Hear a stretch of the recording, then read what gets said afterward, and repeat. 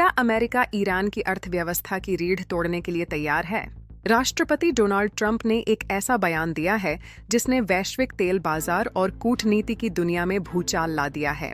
Trump ने साफ कर दिया है कि उनका लक्ष्य सिर्फ युद्ध नहीं, बल्कि ईरान के सबसे कीमती संसाधनों खार्ग आइलैंड और स्ट्रेट ऑफ हॉर्मुज पर सीधा कब्जा करना है।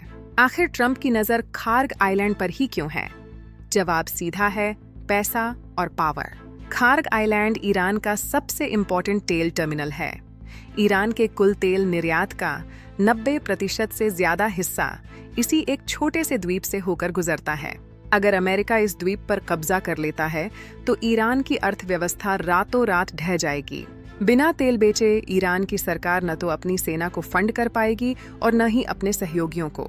यह इकोनॉमिक डेथ वारंट जैसा होगा। दूसरा मेन लक्ष्य है स्ट्रेट ऑफ हॉर्मुज। दुनिया का 20% से ज्यादा कच्चा तेल इसी संकरे रास्ते से होकर निकलता है। यह दुनिया की सप्लाई चेन की गर्दन है। ट्रंप का मानना है कि यहाँ कब्जा करके अमेरिका न केवल ईरान को रोकेगा, बल्कि चीन और भारत जैसे देशों की ऊर्जा आपूर्ति को भी अपने नियंत्रण में ले लेगा। क्या अमेरिका ऐसा कर पाएगा? अगर सैन्य ताकत की बात करें तो अमेरिका की शक्ति अतुलनीय है। दुनिया का सबसे बड़ा डिफेंस बजट, हाइपरसोनिक मिसाइलें और गुप्त रूप से वॉर करने वाली सील्स की टीमें। अमेरिका के पास एम्फीबियस असॉल्ट की वो काबिलियत है जिससे वो समंदर के रास्ते किसी भी द्वीप को कुछ ही घंटों में अपने नियंत्रण में ले सकता है। लेकिन चुनौती भी कम नहीं है।